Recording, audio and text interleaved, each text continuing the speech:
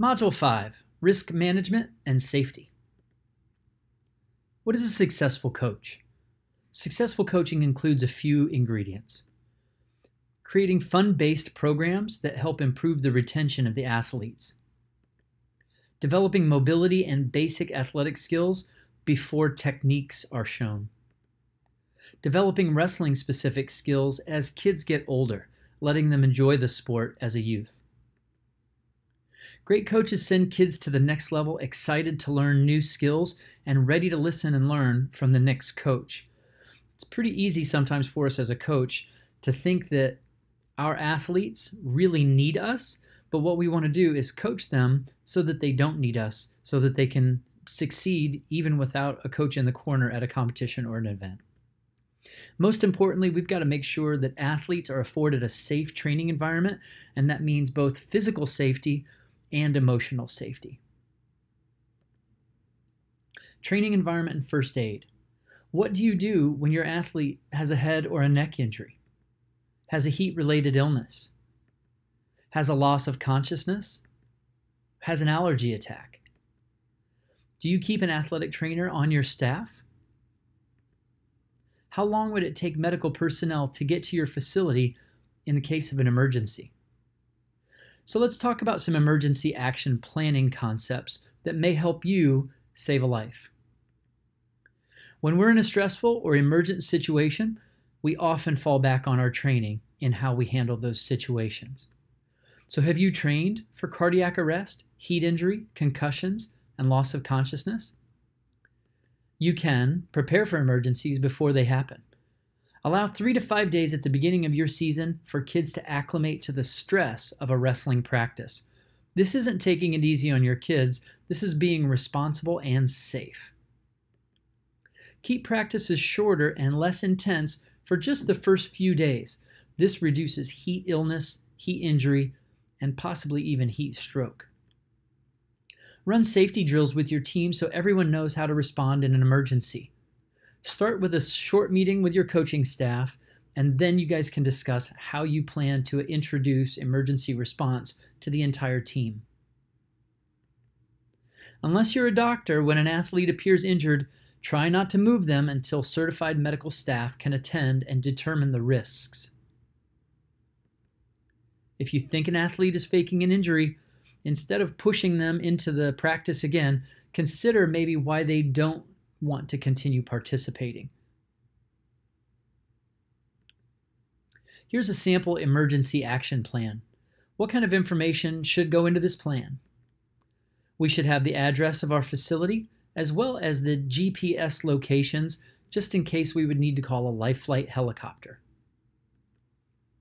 You always want to make sure you know who the safety contact is, so if someone notices something, they can contact that person quickly to get the safety issue fixed. We also want to make sure that we know exactly where emergency equipment is in your office or in your practice room. Here's a sample from USA Wrestling. We have 2 AEDs. We keep one by the front door on the main level and one in the conference room in the basement level. Concussion awareness, or mild traumatic brain injury. 8 out of 10 concussions for athletes will heal within the first 8 to 10 days if you allow the athlete to properly rest. Athletes with poor nutrition or hydration are at a higher risk. Again, since we're talking about kids age 12 and younger in this course, there should be no issues. All of our kids age 12 and younger should have proper nutrition and should be properly hydrated so that they don't have a higher risk for concussions. We'll talk about nutrition later in the course. Concussions don't require a blow to the head. A lot of people think they do, but they can occur with trauma that shakes the brain inside the skull. If you get hit really hard and the whiplash motion, side to side or front to back, that whiplashing motion can create that brain shake inside the skull as well. Emergency rooms are great to determine if the athlete has a skull fracture or if they have internal bleeding that could be life-threatening at that moment. They don't do a great job of talking about concussions long term. So to assess a concussion, please see a neurologist or a trained medical professional in concussions before returning to practice or to competition. Here's a great rule of thumb. When in doubt, hold them out.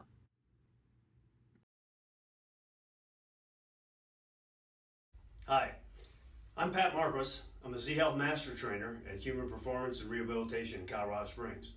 We're partnering with USA Wrestling to bring to you some videos on some training you can do that reduces the risk of concussion for your youth athletes. But there are three major areas in which we can, from a conditioning, strength and conditioning and training standpoint, actually reduce the risk of concussion. The first is mobility for the neck and the cervical joints. The second is strengthening the neck. And the third is some basic visual training. Now, a lot of these seem obvious, such as the neck strengthening and neck mobility, and the vision training a little less obvious, but we'll explain a little bit more in the videos that are to come. The bottom line is neck strengthening and mobility maintains the neck in a position so it doesn't get moved around as much, or if you do get hit, you're able to stabilize the neck and the head, thus reducing the risk of concussion. And with vision training, it allows for a better awareness for what's going on with the athlete and around the athlete, which then prepares the athlete for any concussive events or shocks to the body. So let's talk about a few more ways that we can help reduce these risks of concussion. There are 4 key things that we're going to talk about. First, ensure proper hydration and nutrition. That means 1, we don't force kids 12 and under to cut weight, and if they do try to manage any weight, it should be for health purposes only. We're also going to talk about ways to improve neck mobility, strengthening the neck, and vision training. So let's move on to improving neck mobility. Let's talk about mobility drills first. So what is mobility? When we think about the term flexibility, we're thinking about really kind of muscles and how far that those muscles can stretch. But mobility is more than that. Mobility is the range of motion around a joint, pain-free range of motion, and increasing that range actually increases our strength. It happens like this: when our joints get jammed up, whether anywhere in the body, although we'll specifically be talking about the neck, but when our joints get jammed up, then basically the nerve endings in and around those joints that tell our brain where we are in time and space just can't communicate that message as well. So the brain, because it's worried about survival first and performance later, will start to put the brakes on your performance. Now, from a strength aspect, this means that the brain is not going to give you full access to your strength. If we increase mobility around joints, then we get an increase in strength, your full availability of the strength of those muscles. So for the neck, we're going to go through some mobility drills to do that so that we can actually get the most out of our strength training when we're working the neck as well. So let's take a look at what that looks like.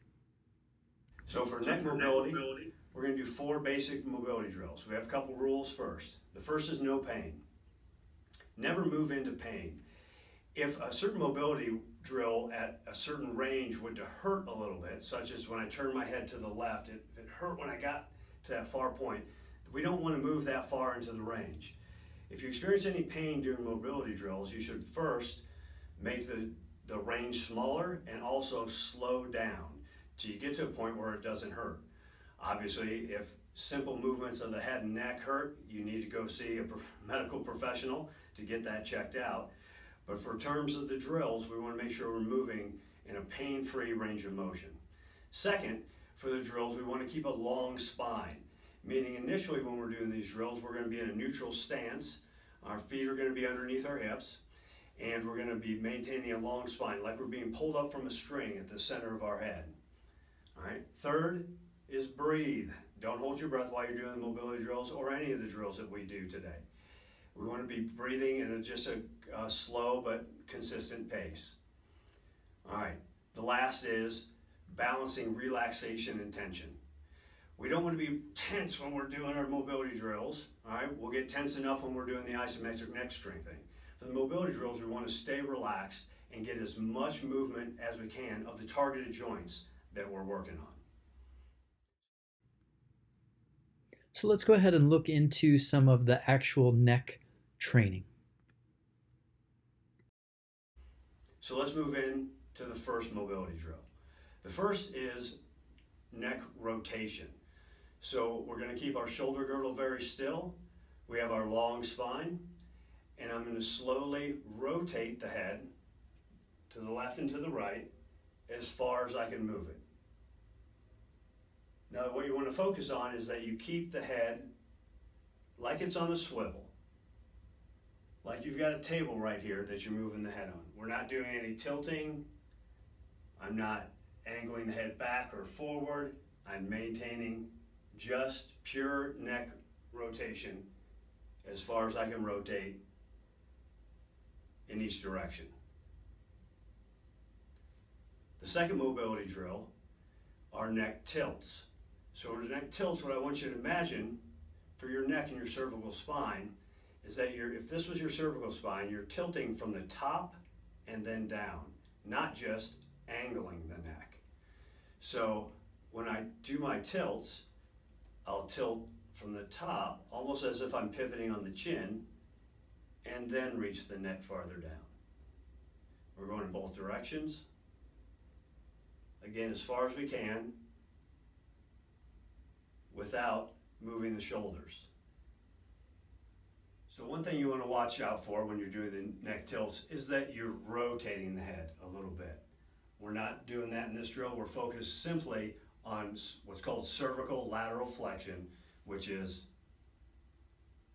tilting to each side as far as you can.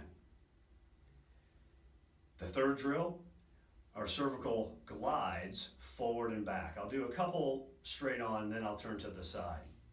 So cervical glides, again, shoulder girdle staying still, it's only a neck motion, and I'm pushing the head forward as far as I can without pulling the shoulders into it, and then pulling the head back, forward and back, like a chicken motion we call it. From the side, it'll look like this. Glide forward and glide back. Again, like we're on a table, so we're not tilting down as we go forward or reaching our chin up. We're just moving straight forward and then pulling straight back. Again, not tilting back or down, pulling straight back. So that's the cervical glide. The last one is what we call a rotating figure eight. So basically, we're just moving our nose in a sideways figure eight. So we start off by looking down to one side, up to the same side, across and down to the other side, up that side. Now, as I smooth this motion out to a circular pattern to make the figure eight, I'm now mobilizing the neck throughout its length. And then we're going to go in the opposite direction for these as well.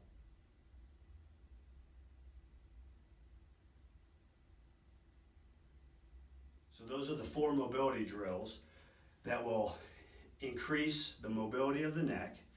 And if the neck remains mobile, like we talked about earlier, then you'll have full access to your strength when you're going to the strength drills. So how much, how often? Mobility drills, you should do about 3 to 5 repetitions. So 3 to 5 in each direction. And you should do these drills 2 to 3 times a day. If you have neck issues where you have a limited mobility and you need to increase the mobility, then we suggest 3 to 5 times a day. So that's 3 to 5 repetitions in each direction for the rotating figure eights, and at least 2 to 3 times a day as you're gaining more and more neck mobility. If you're using the neck strengthening exercises that we're going to be going into, you also want to make sure you do these mobility drills preceding that neck strengthening exercises. That way you have the most access to your strength. Let's look at ways to help reduce risks of concussions. Again, ensure proper hydration, improve the neck mobility, and now, strengthen the neck. So now let's get into the strengthening. We're going to use isometrics for the strengthening drills here. So isometrics are when the muscle tissue is contracting, but it's not lengthening or shortening. If I were trying to push up on my arm, but I had something stopping here, this would be an isometric here. For the neck, that means we're going to use our hands as the form of resistance as we isometrically push into them. We're going to do 4 directions. We're going to do neck flexion, which is like a nodding motion forward, neck extension, which is going backwards, and then we're going to do lateral flexion to both sides, and we're going to provide resistance with our hands. Let's get into the training. So let's start the isometric drills. Neck flexion. I will be pushing with my neck downward. So I'm giving resistance with my palms on my forehead here.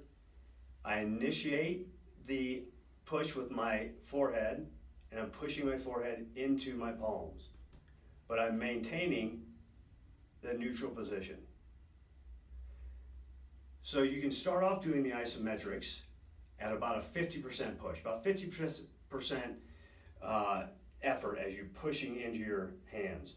As they become a little bit more familiar, you can work up to 100% effort, but we suggest starting with about 50% initially so you can kind of get the feel for it.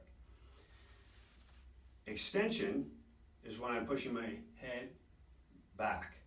So we'll take the hands, you can interlace your fingers, put on the back of the neck. We're keeping a long, tall spine because our neck is in neutral, and I'm pushing back into my hands. Again, I'm not letting a bunch of motion happen here. I'm simply pushing back into my hands, having my hands be the resistance, not letting my head move. For the flexion laterally, we'll place the hand on the side of the head, push my head into my hand, provide the resistance with the hand. To the other side, pushing in, provide the resistance with the hand. And that's the 4 directions that we're working on here today. Flexion, extension, lateral flexion to each side. Remember, start with about a 50% push initially, work yourself up to a 100% push, and how long you push can vary. We suggest starting out with 6 to 8 seconds. That's usually, from an isometric standpoint, a good place to start, and you can, and really the best for from a strength standpoint, because you can only maximally push on an isometric for about 6 to 8 seconds. After that, your ability to push at 100% true effort goes down. So start with about 6 seconds in each direction, and then you can work up to about 8 seconds. So if I'm pushing forward for my 6 seconds, take a small rest for a few seconds. I'll push to the rear for 6 seconds. Short rest. Push to my right side for 6. And then my left side for 6. That would be 1 set. So do 1 or 2 more of those sets for a complete neck isometric workout. Now let's go into the partner training. Let's move on to partner assisted strength training for the neck. All right, my partner here, Mike, all right, is going to help me out here. So Mike is the athlete, is going to be on all 4s. Now I'm going to have him move up slightly, and so his knees are just about right below his hips, and then you see his hands are right below his shoulders, all right? He's keeping a long spine here, and his neck, he's looking down at this space between his hands. That keeps his neck in line with his spine, all right? So that he's not in extension with his head up here when we're starting, or down too far here. So he's looking straight down at the ground in this position. So these strengthening exercises are using a full range of motion. So there's a couple key safety points here. The first is, as the partner, I am always letting the athlete initiate the motion. I'm then meeting his force and then allowing slow movement throughout the range of motion. So we'll start with neck flexion. So for neck flexion, Mike's going to start with his head back here, so he's looking forward. I'm going to cup my hands underneath his forehead and then allow Mike to initiate the motion, and then I will allow the movement to happen at a slow pace to the bottom.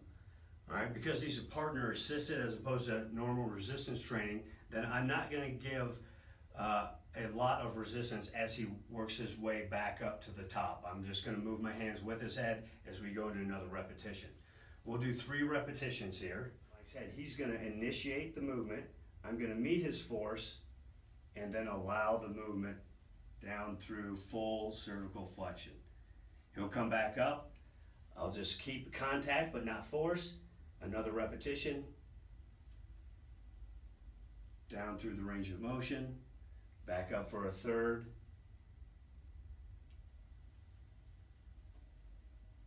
Good. And we'll relax. Remember these terms. Meet the force, move with it, and then relax. Meet, move, relax. Remember, the coach or the partner never initiates the resistance. The athlete initiates the resistance. So for now, going into neck extension, Mike's going to start with his head full down. I'll provide resistance with the back of my hands on the back of his head. Mike begins by pushing in. I meet, I move, we relax. Back down. Mike initiates, I meet, we move, relax. Third, meet, move, relax. Good. Now, we're going to do lateral flexion to the left and to the right. So Mike still has this long spine. He's looking straight down. And so we'll do lateral flexion to the right initially. So that means he's going to have his neck to the left. I'm just going to take one hand, place it to the side of his head, and the same process. Mike initiates, I meet, we move, relax. Meet, move, relax. One more. Meet, move, relax. Good. And then for the other side, we'll start here to the right. He'll be moving to the left. Using my other hand, he initiates, meet, move, relax. Back to the side, meet, move, relax. Again, meet, move, relax. Good. So, as far as reps and sets, we usually do 2 to 3 sets of 8 to 10 repetitions in each of those movements. So 8 to 10 of the flexion down, 8 to 10 of the extension, 8 to 10 of each lateral movement. And then repeat that 2 to 3 times. Let's review these again. Ensure proper hydration and nutrition, improve neck mobility, strengthen the neck, and now let's take a look at some vision training. Okay, our last exercises for reducing the risk of concussion are some vision drills. Again, we talked about vision being important because it allows you to have a better understanding of what's going on around you. We're going to work on 3 particular skills. The first is the convergence and divergence of the eyes, meaning how well they move out and move back in. Important, especially when you're close in, when you're moving, your eyes have to really recognize things at this distance, all right? This drill is called pencil push-ups. Pretty easy. You could obviously use a pencil that the drill is named after. I'm going to use my finger because when we're in the room with 40 other guys or gals, then that's what you'll be using. So I'm focusing on the tip of my finger with my eyes, and I'm going to bring my finger in towards the tip of my nose. I'm going to slowly bring it in. Now at some point it's going to get blurry, and blurry is okay. But what I don't want it to do is to double. So let's say my finger started to double right here. I would stop, move it back out, hold it where it's not doubled, and then slowly go back out. You'll notice often that you can get a little bit farther and a little bit farther towards your nose. And once you've got it down, you can do this drill faster and faster. But what we'd like to see initially is 5 repetitions in and out with your right hand, 5 repetitions in and out with the left hand. The second drill we're going to do is what's called eye switches. So we'll hold 2 fingers out at about shoulder width or a little wider, and we're basically going to be snapping our eyes to each target as fast as we can. So I want to gain clarity on the target before I snap it back and forth. Initially it'll be a little slower, and then as you get better it'll get faster. And what we'll do is about 20 switches in each direction. You can then put the targets above and below your eye line, and then at the diagonals.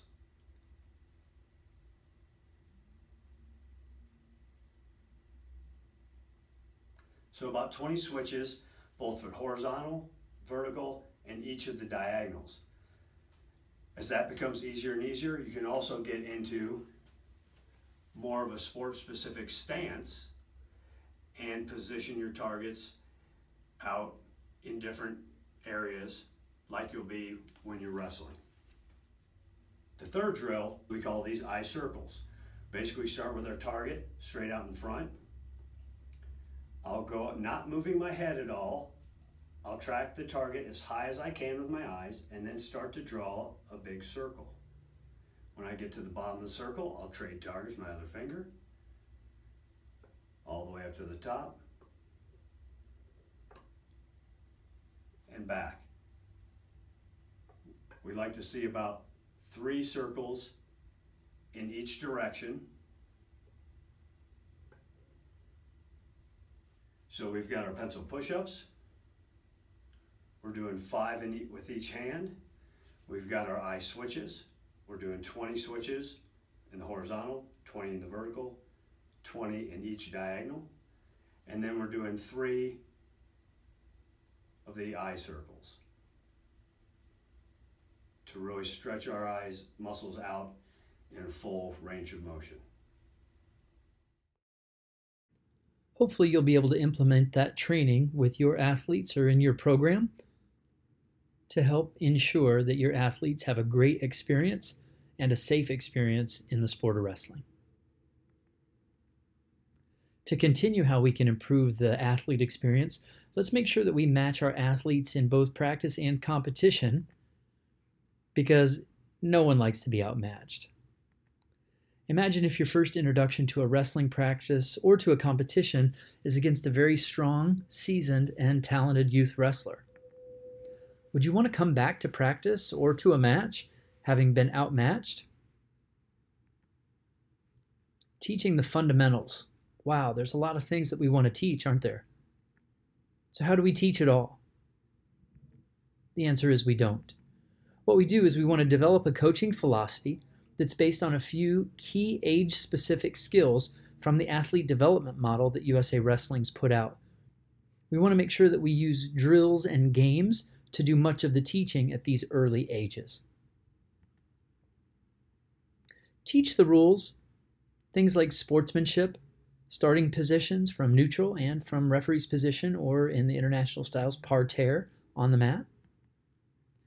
Teach how scoring works. Try to make it into a game. Talk about what's legal and what's illegal, and talk about the safety benefits of using only legal moves. Talk about what is right. Talk about what's wrong, and include that with fair play, one of those Olympic educational values. And teach on and off the mat skills.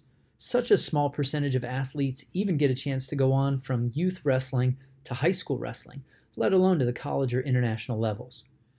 So talk about what values are important to you, your staff, and to the parents that are in your community. For kids under 12, we focus on process improvement in both athletic and technical development. Please try not to focus on winning. The end result for youth wrestlers really means almost nothing at all. It's the process of developing that we really want to focus on. And notice that winning or losing should not define who your child is as a human being. Very rarely do we ever intend to put that kind of pressure on our kids, but unfortunately, if we only comment about the end result, this is kind of what happens. Let's talk about a few of the basic skills. Sometimes coaches tend to teach the advanced skills that they see at the international or collegiate level to teach those to the young kids, and they think that that helps them win early in their career. And unfortunately, that's exactly what happens. Younger wrestlers learn 1 or 2 advanced moves. They win quite a bit during their early years. The problem is that it works initially, but it often hampers that long-term development. Right? Kids don't get the basic skills they need at the right age. What they'll do is they'll use that one move or those few go-to moves, and they'll lack those other skills. Then the next coach has to do remediation training. They have to teach them the basics, and the kids are still trying to hit the big moves and trying to stay away from those basic skills. You see this happen over and over. So what we've done is we've developed and hope to launch soon the USA Wrestling 5x5 skills progression. And what this progression does is it starts off, if you look in the upper left corner, with physical literacy.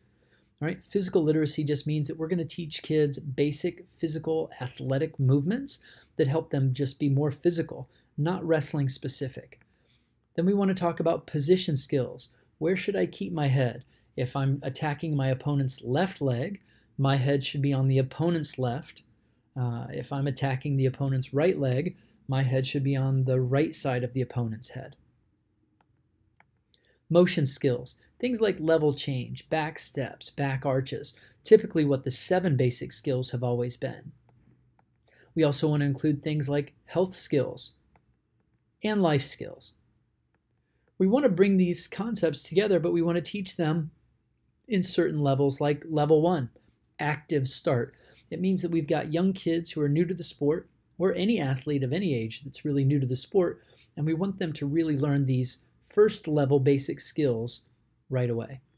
Then we can progress them to level 2, fundamentals. Again, including a lot of games and activities, things that really make the sport fun and interesting to kids so that we keep them coming back. Once we've got them, once we have these athletes, they love the sport and they're excited for the sport, we want to teach them how to train, and this is the level where training concepts really start to be taught. As we start to advance and the athletes have already created a great knowledge base of level 1, 2, and 3, at that point we can start to bring on the advanced skills.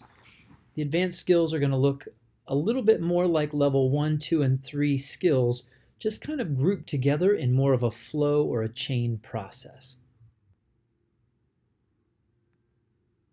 Here's an example of physical literacy skills, which is physical literacy skill number 1 of 5, feet off the ground. And we're going to use this at the level 1 or active start level. What we're going to do here is we're going to show an example of box step-ups, just to the front. This is our basic level 1 skill done by a really great teacher who's really focusing on the right aspects of providing the proper training and the proper equipment for this athlete. And again, this is so important, not only to make sure that our technique is right, but that we're also using the right size box here. So we push that knee forward, the chest comes with it, the back is straight here. Now let's drive through that arch, step up straight. Now if you'll notice here, sometimes, and this can happen with a higher box, we step up, she's doing a great job keeping that knee over the second and the third toe. As we go down, that knee shifts in just slightly, just very slightly. Now, what this is a symptom of is a little instability in the hip. It's manifesting itself right there, and that's where we'll feel the pain. What we'll do here, come on up for me, Jen. Go down really slow. Let's make sure that knee can track over the toe. Really slow, really slow, really slow, really slow. It's tough, isn't it? Very tough. Now, here's what I would suggest. She's doing a great job focusing. She's giving it all she's got. What we've got to do, let's take this box out of the equation. And don't let the pink box scare you. Pink is cool. But more importantly, pink is a little shorter here, the way they have their boxes. Now we hit that step up, and now we go down slowly, and we're getting that knee to track a little bit. As she improves, as she gets some volume at this level, at this tempo, then we can add a higher box in, and then we can add weight. Thanks. Keep your knees safe. Start it with your hips. Next time. The coach does a great job here of not only saying that there's a proper way to do the skill, but when she started to struggle, and you could see the knee shift a little bit, as she started to struggle with the higher box, he brought in a different training tool, brought her back down to a lower level.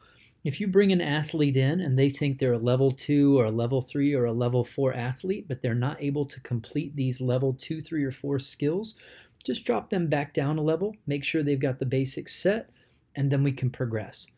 You can see here we would progress through level 2, level 3, and level 4 advanced skills. Let's take a look at what an advanced skill on a box jump might look like with Olympic gold medalist Jordan Burroughs.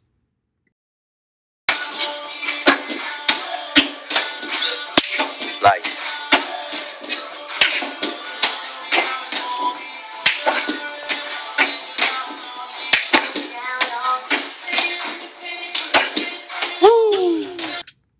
As you can see on that video, it's really important that you get the basics down so that you can build up to that level.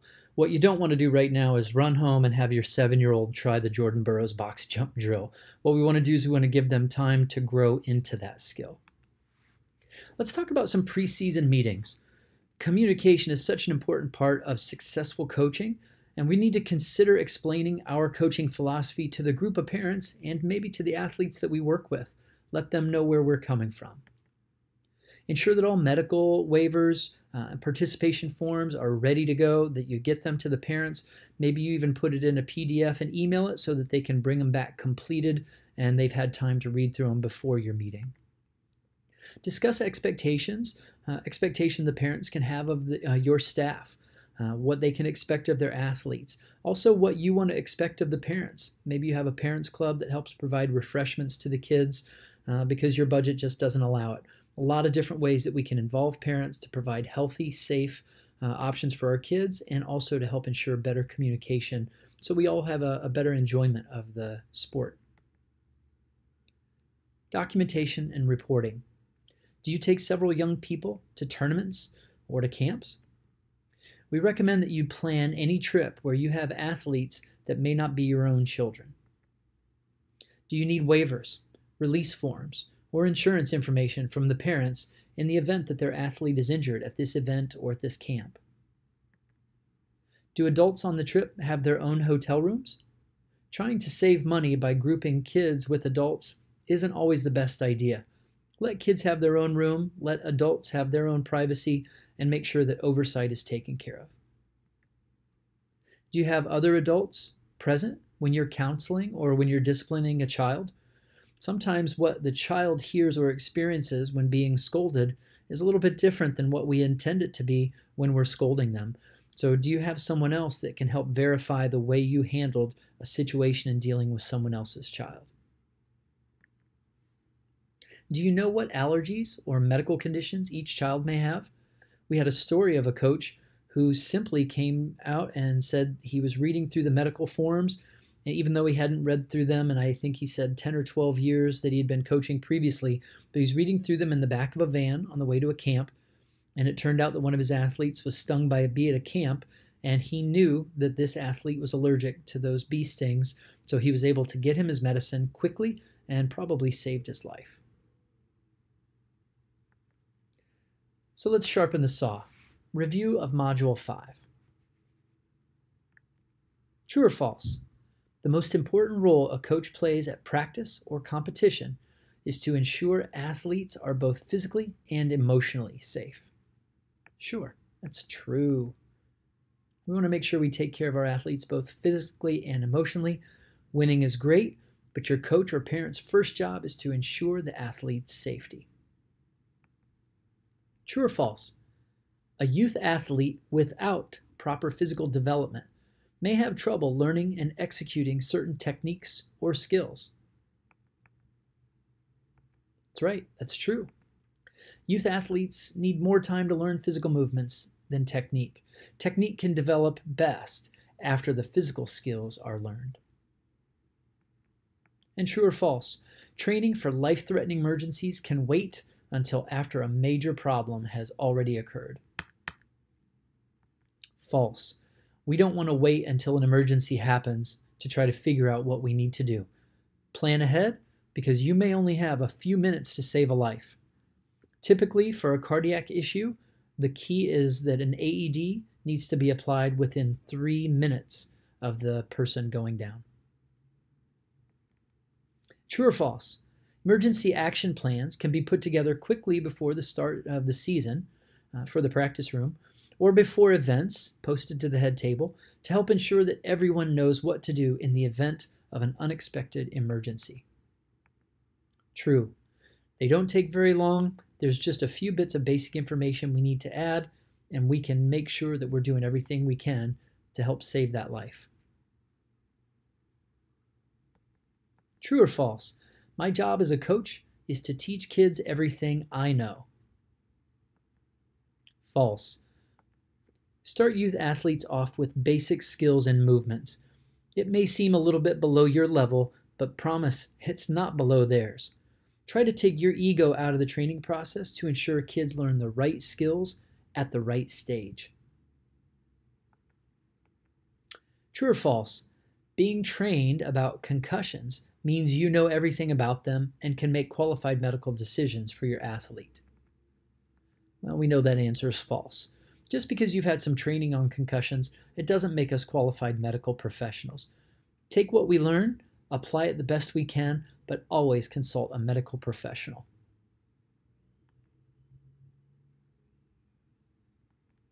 True or false? People can get a concussion without being hit in the head. That's right, it's true. Concussions can occur without direct contact to the head. The USA Wrestling 5x5 skills progression outlines which of the following areas of focus for coaches and parents to help their kids develop the right skills in the right order.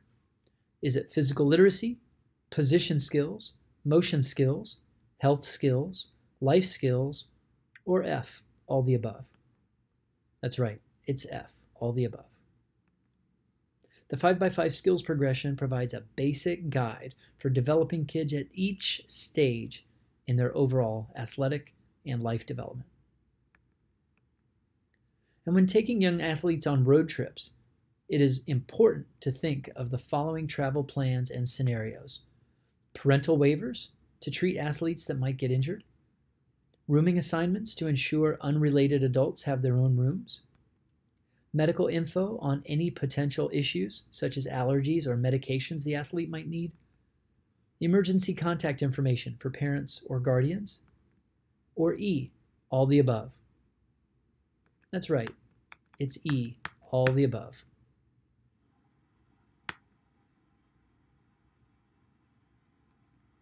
Thanks very much for watching Module 5. Get ready for Module 6.